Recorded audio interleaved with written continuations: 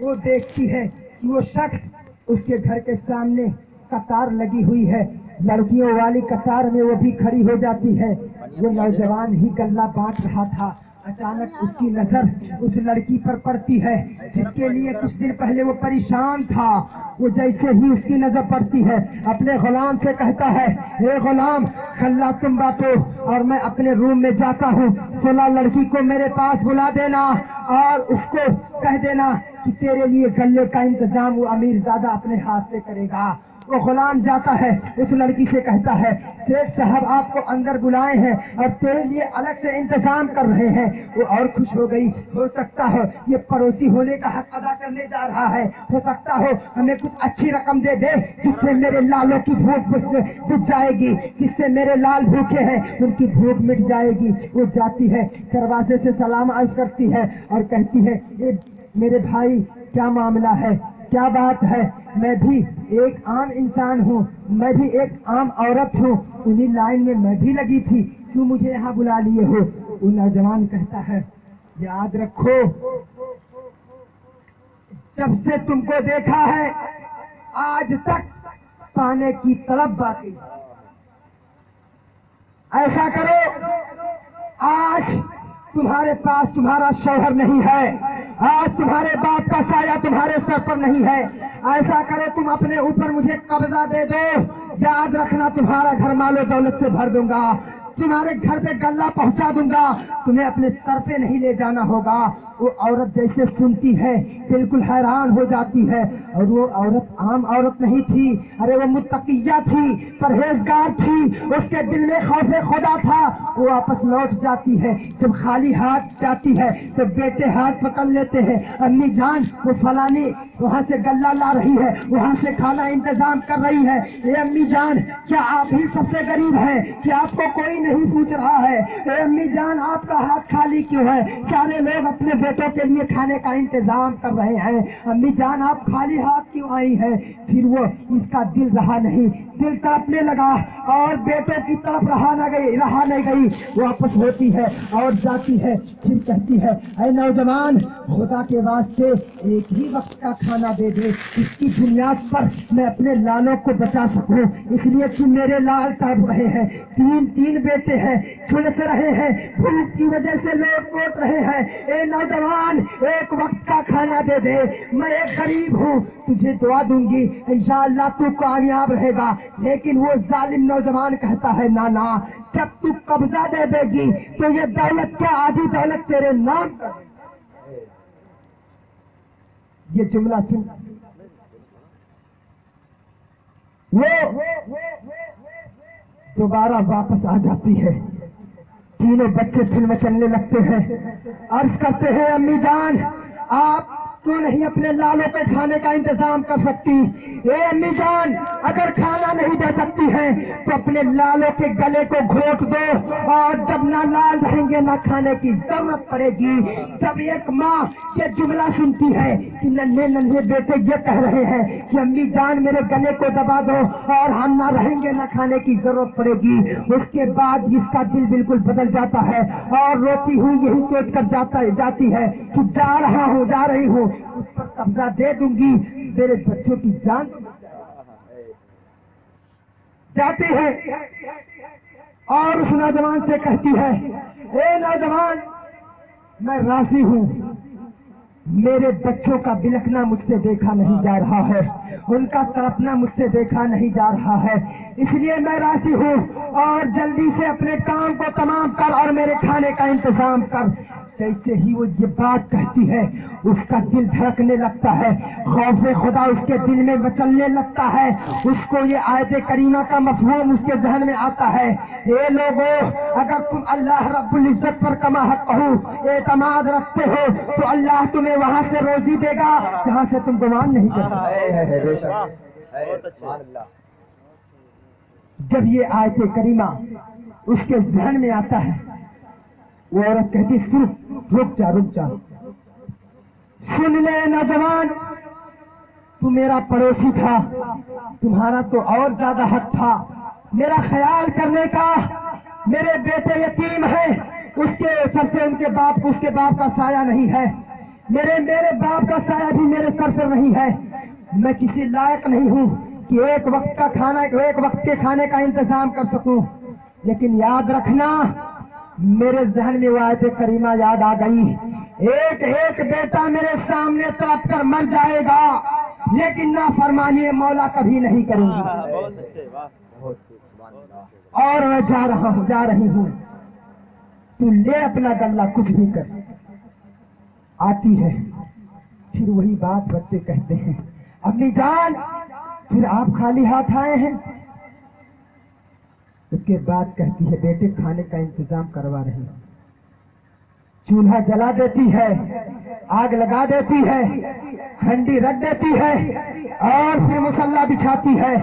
اور مصلی بچھانے کے بعد نماز کی حالت میں، سجدے کی حالت میں زارو خطار رونے لگتی ہے. اے مالک و مولا، اے پالنہار مولا، 3 بچے میرے بلک رہے ہیں. اے پالنہار مولا، ان کے سروں سے ان کے باپ کا سایہ اٹھ گیا ہے. اے پالنہار مولا، میرے سر سے میرے باپ کا بھی سایہ اٹھ گیا ہے. اے پالنہار مولا، اگر میں بدکاری کرا لی ہوتی تو میرا گھر گلوں سے بھر گیا ہوتا. لیکن اے پالنہار مولا، تیری فرما برداری کی ہوں، تیری نافرمانی نہیں کی ہوں. اے پالنہار مولا، میرے بیٹوں کے کھانے کا انتظام. بے شک. نعرے تکبیر، نعرے رسالت، مسلک اعلیٰ حضرت، پیغام حضرت اویس قرنی، مسلک اعلیٰ حضرت مولانا بدر الدین صاحب اللہ رضوی، علماء اہل سنت. نعرے تکبیر.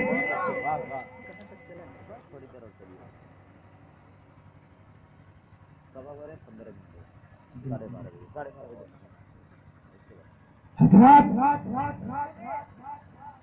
جب وہ عورت مصلی بچھا کر اس قدر روتی ہے کہ مصلی سے آنسو ظاہر ہوتے ہیں، دوسری طرف جب اس کے بعد یہ نوجوان سوچنے لگتا ہے بیٹھ کر کے، یا خدا، ایک غریب جس کے 3 بیٹے بھوک کی وجہ سے بلک رہے ہیں، ان کی جان نکلنے والی ہے، اس کے باوجود وہ غریب اپنے بیٹوں کی جان کو بچانے کے واسطے بھی بدکاری نہیں کر سکتی، گناہ نہیں کر سکتی.